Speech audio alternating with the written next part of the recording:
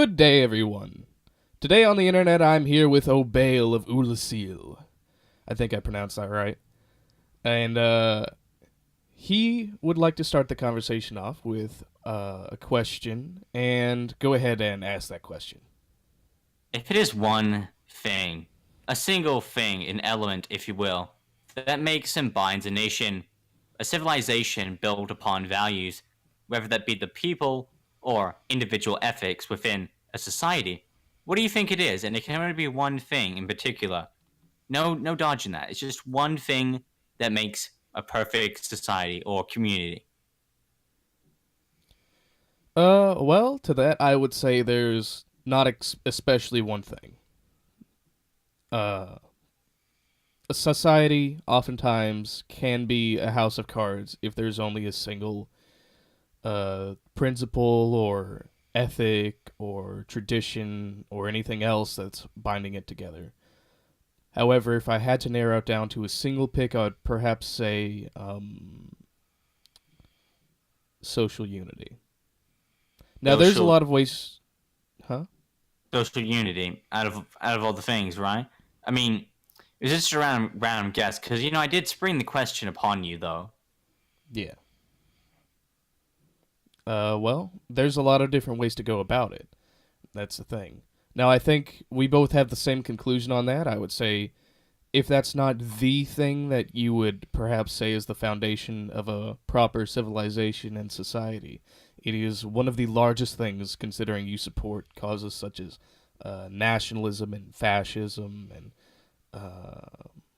that sort of thing.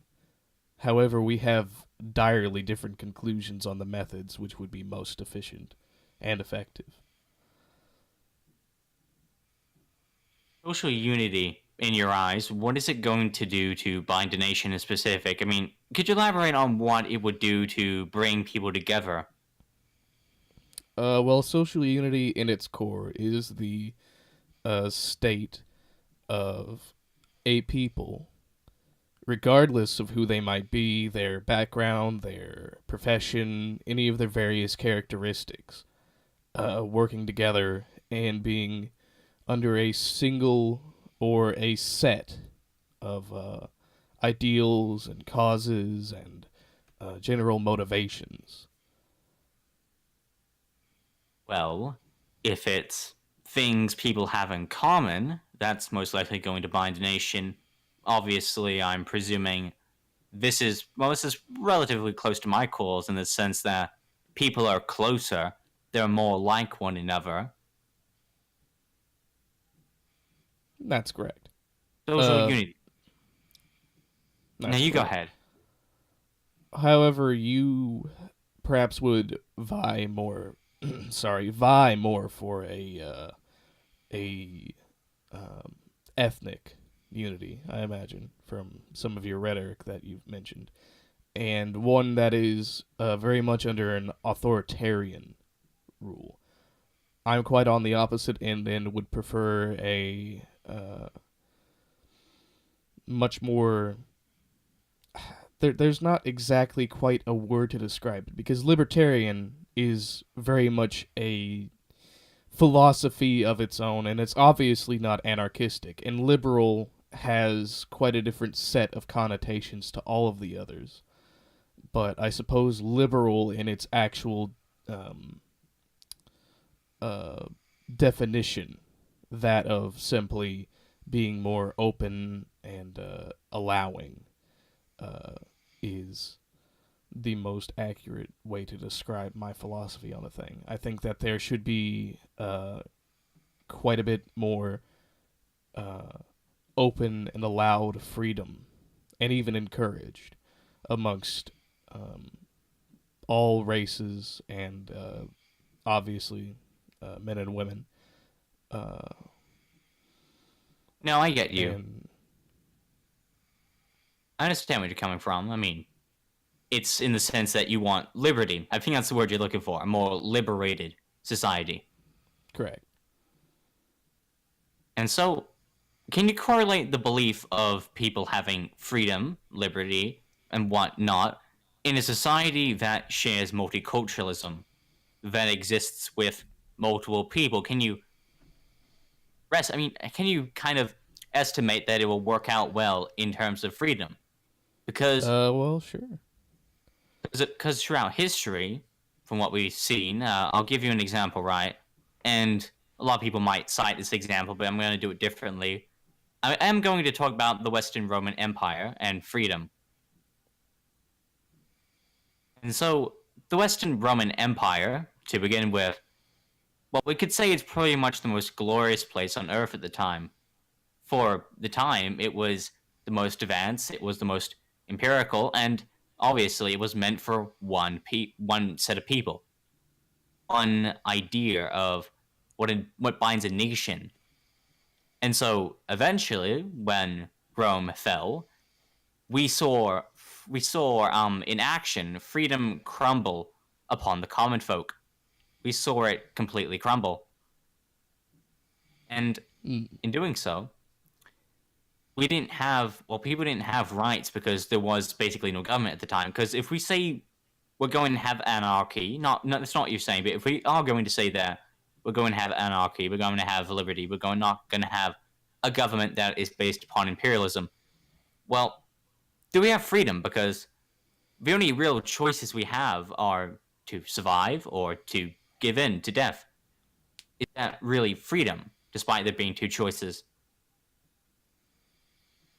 How would you define imperialism? Because the way I would personally use the term is in a very authoritarian, very fascistic, very, well, generally speaking, very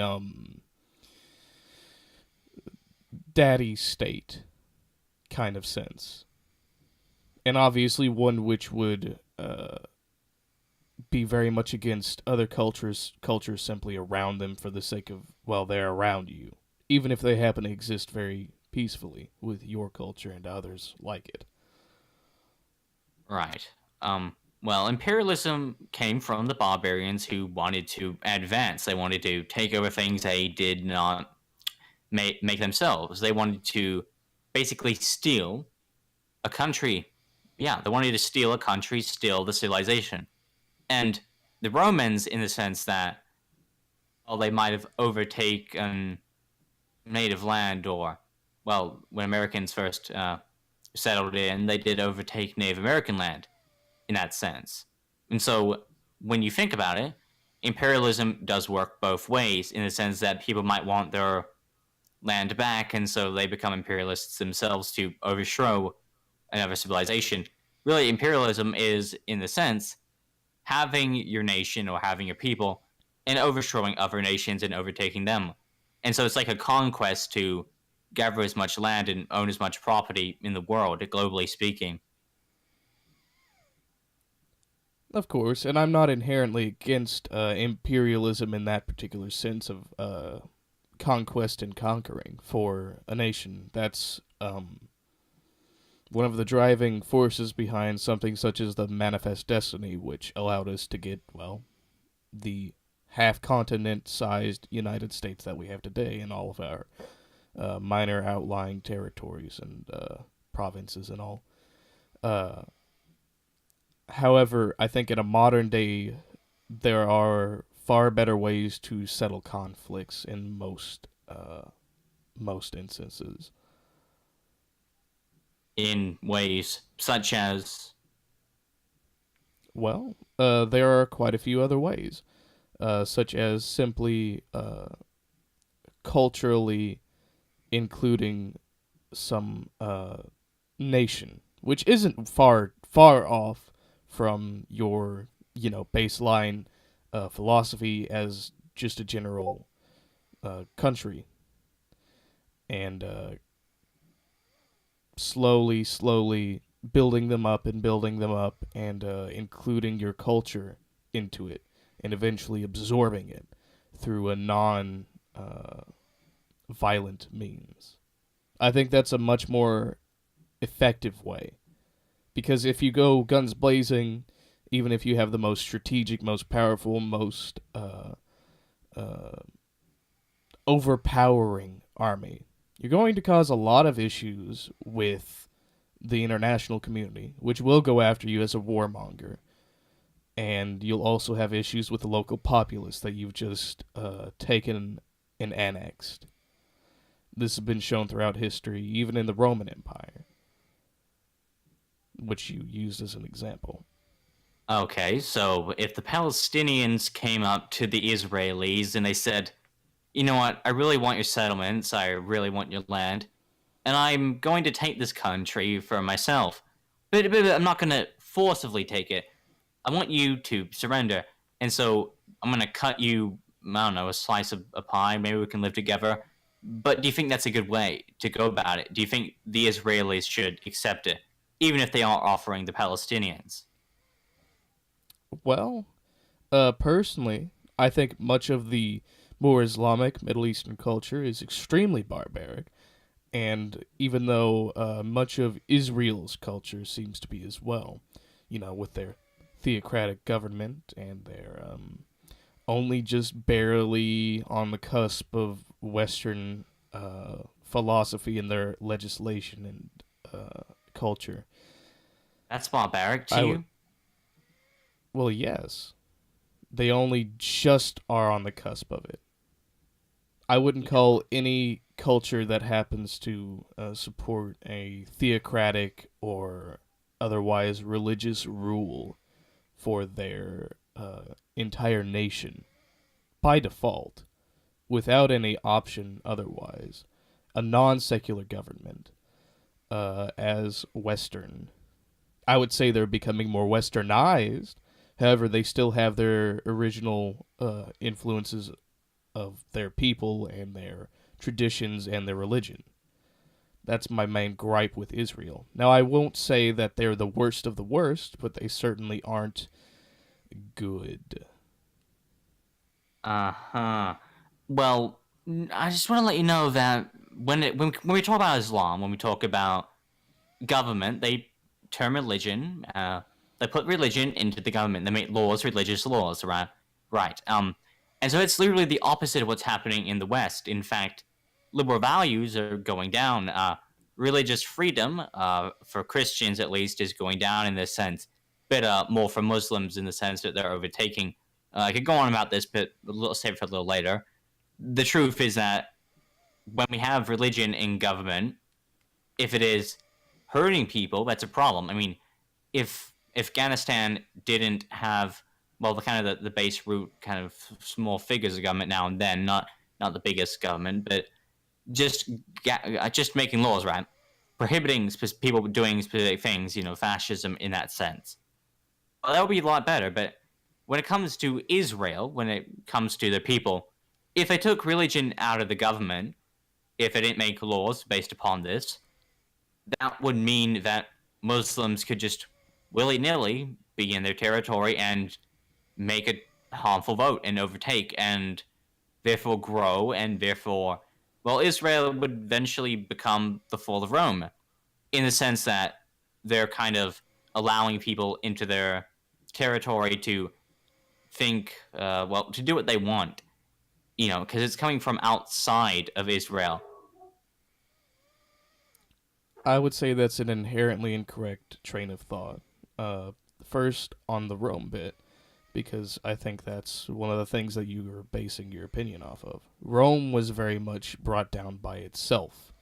It was divided by the many, many commanders and legions which fought and vied for power uh, against the main empire of Rome, as we saw with the various deaths of the emperors and the imperial families, which had quite a dynastic hold upon quite a great deal of influence and power, not to mention their uh, armies and citizenry, which they could hold sway with to a vast degree, um, which brought Rome down.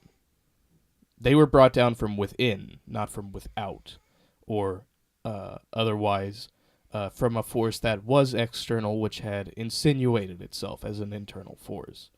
No, Rome was very much brought down from its own uh, instability. And that's one of the reasons. I know this is a bit of a tangent and a digression, but I don't support monarchism, which you happen to. But back to the Israel point. That is not at all correct. As we saw from some of the foundational colonies of the United States with groups such as the Pilgrims and some of the more religiously ingrained natives, like ones that had grown a great grasp over large areas of the United States and places around it. Once we had begun to secularize the government and move away from religious tradition as the foundation for any sort of thought that we had, which was quite swift, we began to saw a blossoming of freedoms and liberties and personal rights and the growth of more individualistic principles and thought.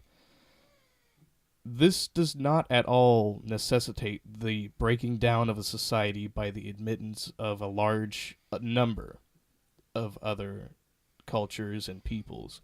Now, in Israel's case, if they were to say tomorrow, wake up and just, well, howdy there. I don't think I'm Jewish anymore, and I don't think I'm just gonna follow my yield traditions. There's still very much the ability to think for oneself in a moralistic sense and create your own compass. Just because right now some of their legislation is religiously fueled, which I'm very much against, that doesn't mean they still can't maintain secular, reasonable, rationalistic, pragmatic principles and motivations for them to actually create beneficial legislation for their nation, as well as those around them, but foremost their nation. Well, when I was talking about people infiltrating when they're already, well, it's not really infiltrating, it's more or less infesting a culture or religion when they're already in the borders. I did say they were already in, because we're not talking about Muslims coming from out. But in this case, we're not talking about them coming from outside. We're talking about them waking up as Muslims after they were Jews. Right. So you mean that they would, that the more predominant Islamic external culture would sort of overtake theirs and eclipse them? Right. The same with Islam in America, you could say. I mean, we're both finding the same cause. The same with Muslims in Europa. The same with them pretty much anywhere from the Middle East. I mean, they could even be less spread out because, once again, it is the fastest growing religion. And what I don't see a problem with is religion and government within Israel, because you have to explain what's so barbaric about their individual policies. I mean, are they affecting women in a bad way? Are they affecting gay people in a bad way? Who are they affecting? Is it Arabs? I would say that I'm not exceptionally well informed about their particular policies. However, they have made quite a few motions, such as bombing some neighboring Muslim countries who don't happen to pose any sort of immediate threat, uh, which is something I find unacceptable whenever they're targeting large civilian populations. And of I'm not, course, I'm not huh? sure that's government, dude. I'm not sure that's government. I might need to correct you there, because there are Israeli terrorists, There are some militant Jews. I don't think that's the government necessarily doing that. Right. Well, that very well may be the case. As I mentioned, I'm not exceptionally well informed about them. However, any sort of government which happens to base a large swath of their philosophy on legislation, both social and foreign, is one that I don't support for that reason. Their laws may be good, and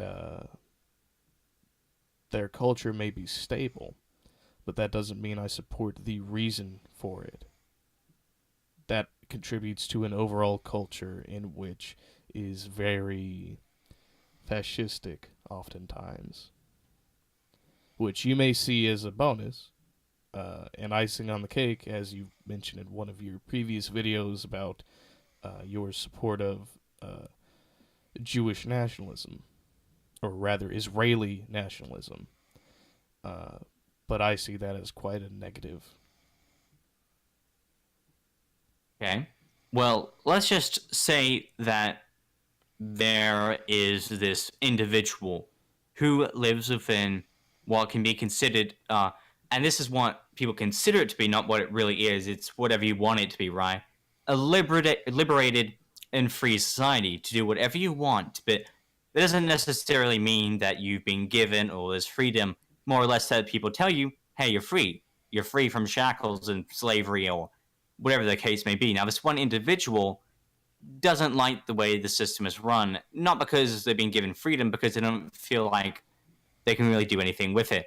I mean, all this talk of freedom, all this talk of being able to do anything, you don't actually get to do anything, because in a system in which you can become authoritarian, you can make fascist laws, therefore you're using your freedom to make these individual laws and possibly restrict the freedom of others. And this exists within every culture. As free as they try to say they are, there's always going to be those individuals, a small minority, right? A small minority in different categorizations and classifications of human beings who feel as though they've been betrayed. Hell, I'm going to give you an example, right? Somebody who wants to murder people but legally cannot, and this is in literally every society, right? Obviously, it's illegal, and so they feel they don't have freedom. But it's meant for protection, right? It's meant so you don't kill people because, yeah, that's bad.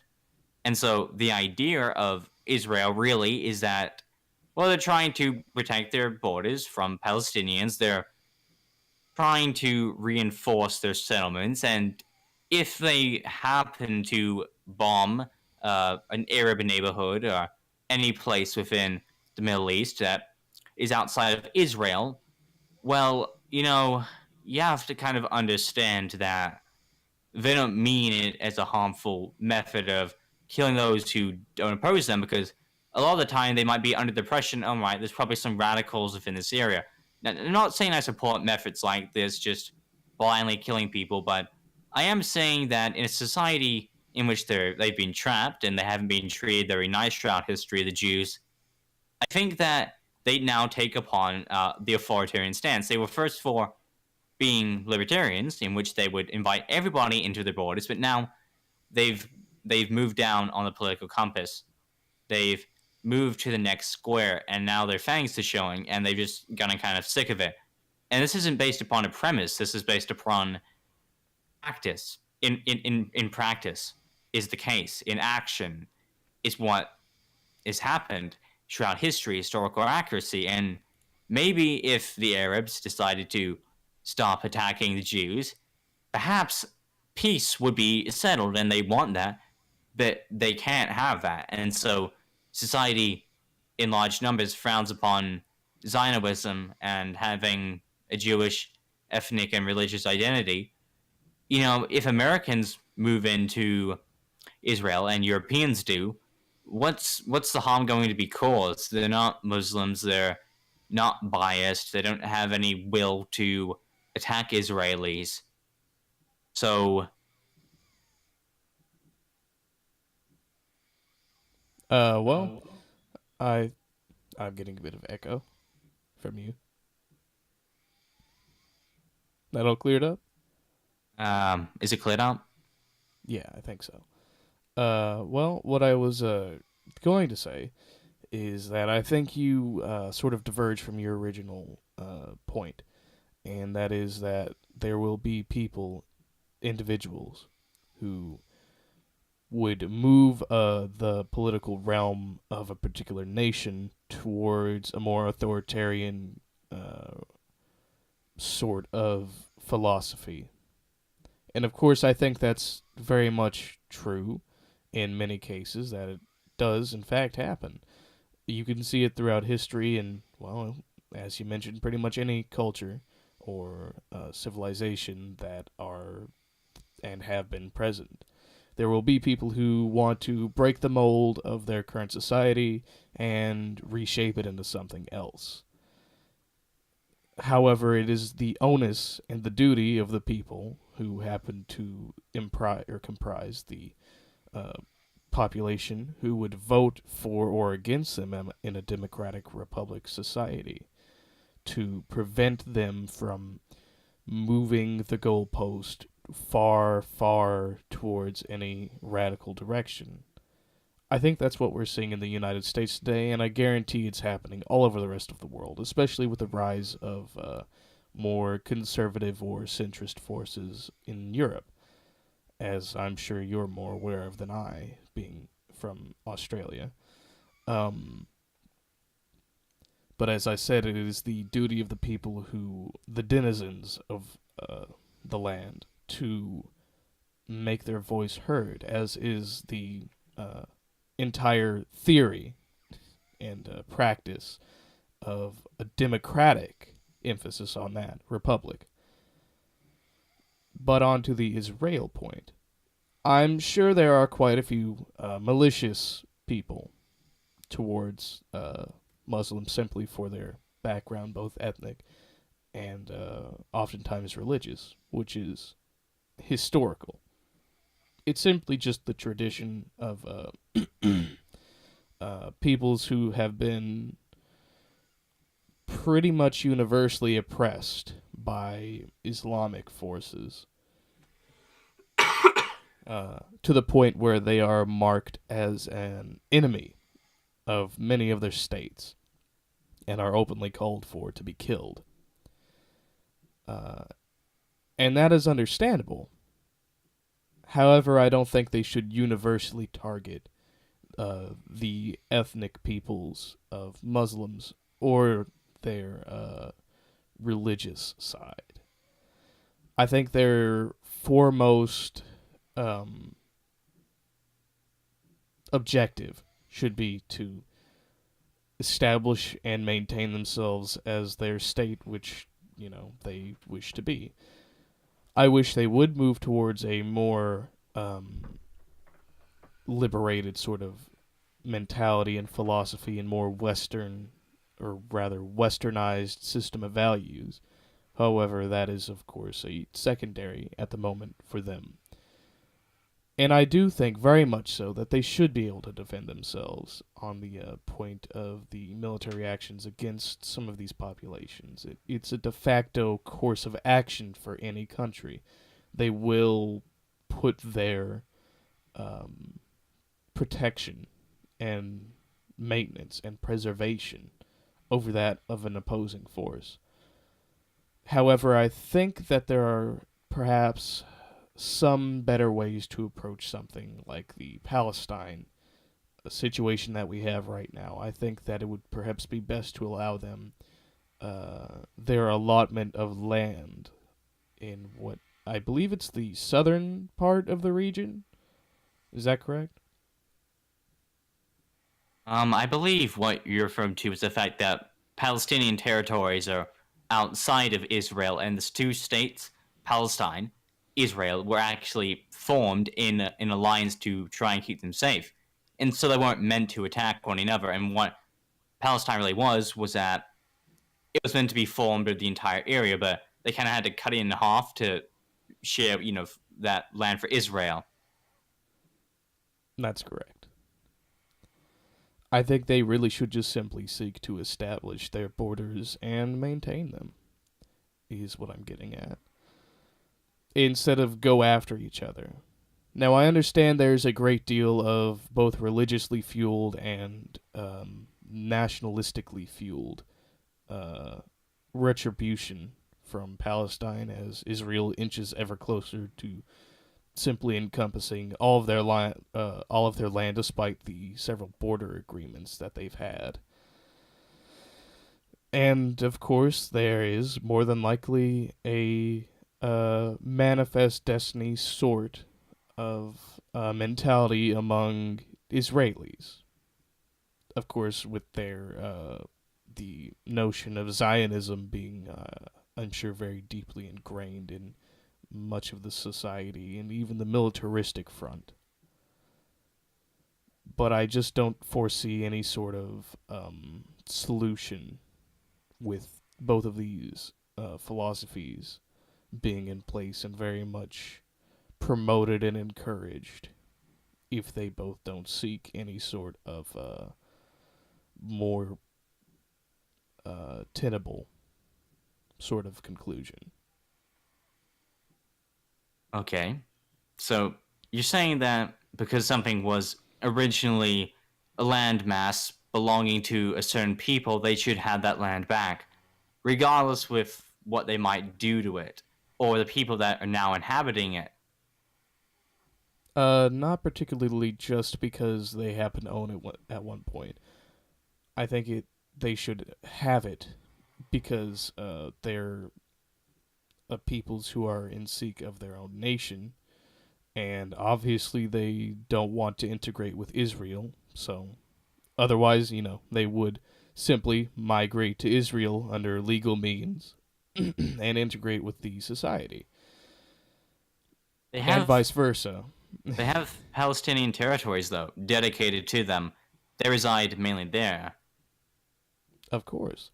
However, as we've seen, Israel is continually inching closer and closer towards Palestinian settlements and uh, filling them with their own. As that's Well, actually quite a hot button issue in United States politics for those who are more concerned with foreign affairs rather. long-lasting conflict though. I mean, the whole point of this is that it's going to resolve one or two ways. I mean, I kind of feel like obviously, in terms of size and mass and religion, Israel isn't going to stand a chance. But the reason they're not just directly attacking them all is because, um, well, I suppose it's to do more with maybe Israel is just better with unification, border patrol. Who knows? I have not been to Israel, so I wouldn't really know. Right. Well, uh, I think they do stand quite a good chance, especially with Western support, especially from the United States, with the supplies we funnel towards them and any funds we happen to allot towards their cause of maintaining their state. I think that's the main issue a lot of politicians take with it, though, is that they continue to move further and further into Palestinian territory. I think they should be supported as the closest to the voice of reason, it would seem, in the Middle East at the moment in that particular region.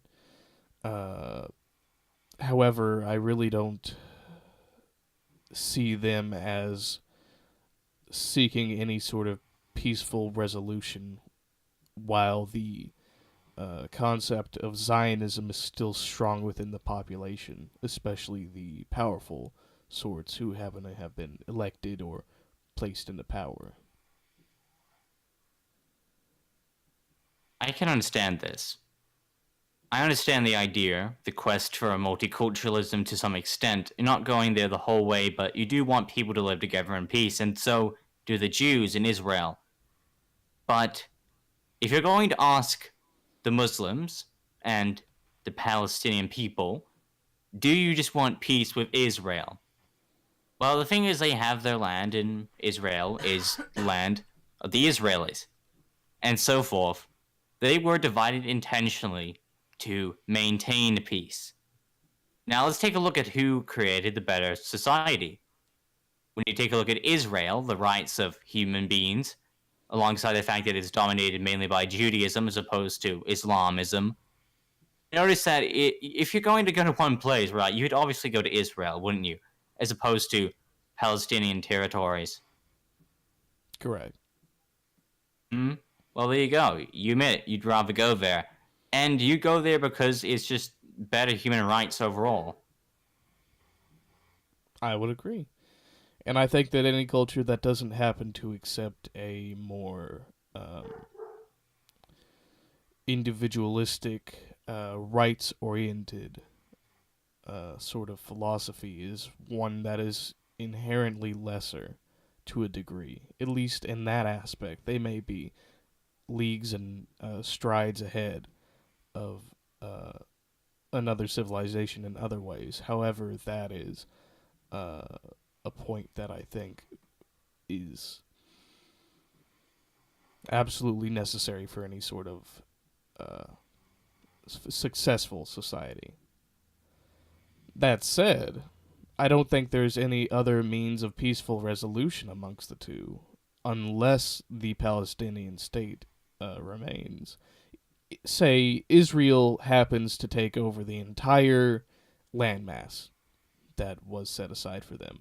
That's going to cause a massive international uproar, and that's going to cause a massive regional uproar among other Muslims who happen to support the Palestinian cause, and it's just not going to be good for Israel. I think this is the only way that it could actually end well, is that they maintain the two states. Even though I think objectively Israel is better on the issues of many of the political focuses these days. I don't think it's going to end for them well if they just go ahead and move towards completely colonizing their landmass. Well, I'm gonna explain my perception, right, of life from its beginning, and then you're going to present your perception of life from its beginning, and we're going to offer solutions, and I'm going to show you what I believe, and you're going to show me what you believe. Do you care to go first? Is this on the abortion subject, or is this still in relation to uh, the Israel Palestine conflict and imperialism and all?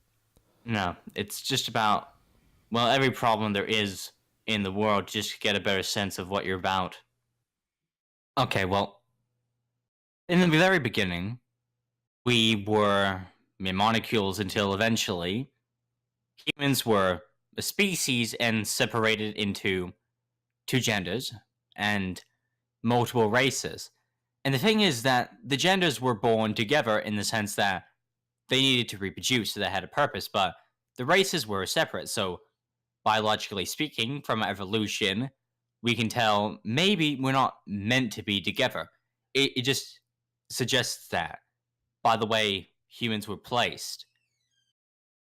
And so, because of that, and because evolution has a purpose, and even scientists say, all right, how come this animal has this, and how come it has this biology? What's with that? What's with its DNA? Since they question everything, I suppose they should begin questioning the idea of social darwinism, racial hierarchy, and the sense that, we're born differently, we're born separate. And this life, this universe, the fact that, we're separate human beings as usual, we have different interests as we've built different civilizations, each race, which is a categorization. And so, this original categorization at the beginning of time, we've drifted apart from that because we've allowed other people to join in the same civilization, people who aren't originally from that civilization. And so, from a society where their main concern originally was fending off against animals, humans are now killing humans. And so, when they first came into contact, if humans are just, one civilization, never part of civilization, you have to understand that all the big wars are against country to country. They're never just within one country, people fighting one another. And if it is, it's usually that some people from another country have entered that country.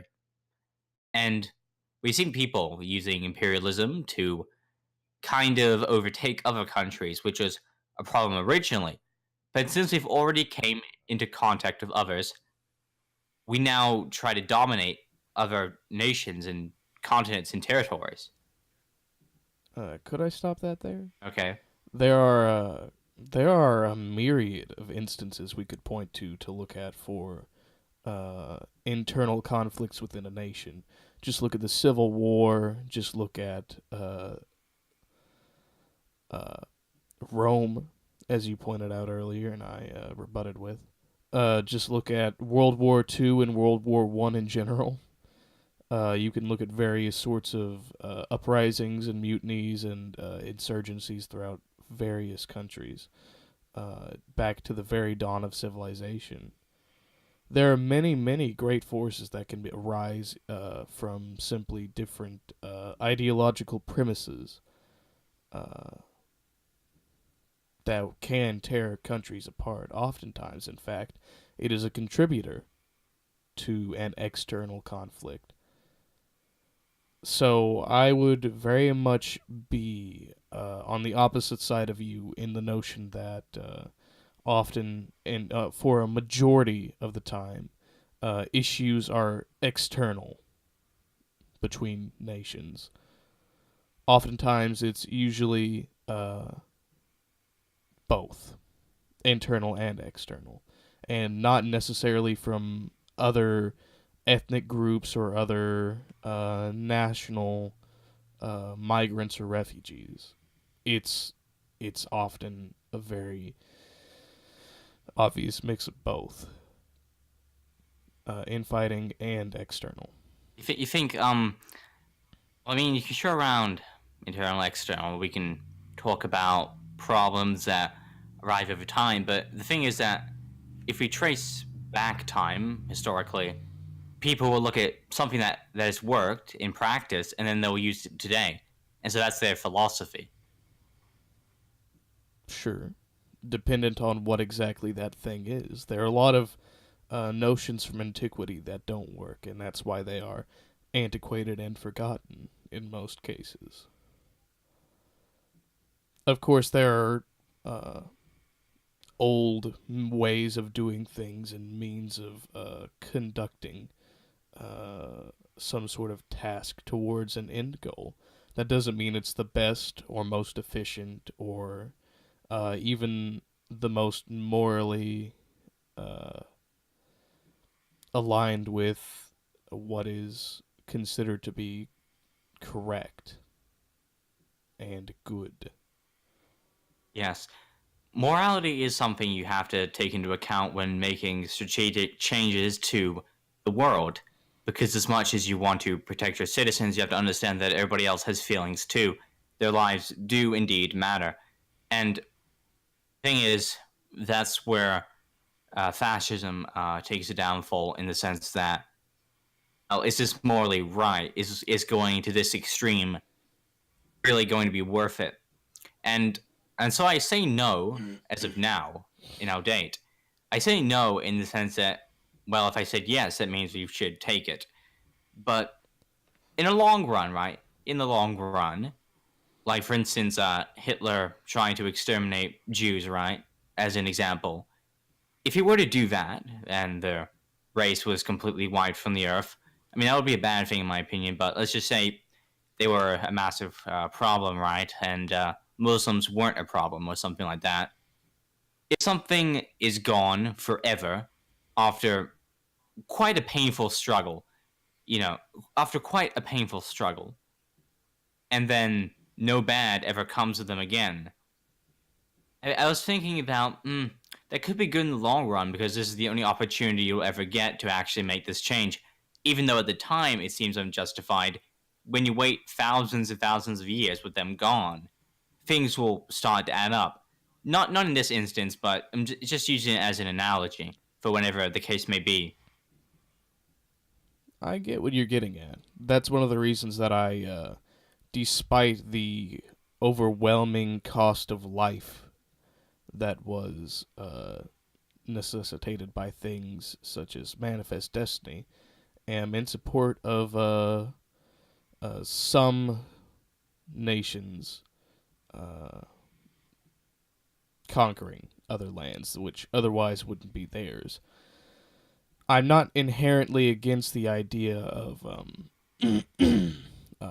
a more uh, forceful approach to taking lands and making actions that are, in the long run, much better. However, I don't think there are many instances where you can point to where such extreme actions are the best route. Uh, you were mentioning fascism. That's, for instance, one of the things that I think, in fact, in the long run, are a net negative. Uh, Oftentimes, whenever you take an authoritarian approach to anything, you can look back throughout history from Rome all the way up to World War II and today. Once you take an authoritarian approach towards applying your philosophy or your rule or whatever you wish to inflict upon your followers and others who might not necessarily agree with you, is you'll find an incredible amount of resistance. You'll stifle any sort of thinking outside of a very narrow band of ideals and ideas. And you'll overall simply damn yourself by inflicting what is essentially the law of thought criminalization. Not here to take away people's thoughts, but when we talk about religion, we're talking about it in the sense that we're just scared because something might happen, because we can stop murder before it happens, not just arrest people after the murder's already taken place and the immorality has already been dealt. I'm not entirely sure what religion has to do with that. Islam, in this case. I mean, Oh, well, sure. yeah, I was giving the analogy for Israel. Well, I think there's much better ways to accomplish this, such as actually stabilizing the region. I think there should be an international effort towards introducing various facilities and governments and actually modernized principles and philosophy, particularly Western, to the Middle East. And that's the only way that I think it should be undergone, by an international effort. Because any one country, as we've seen with America's particularly, is they are often seen as just fertile grounds for waging war games and extracting resources. So overall,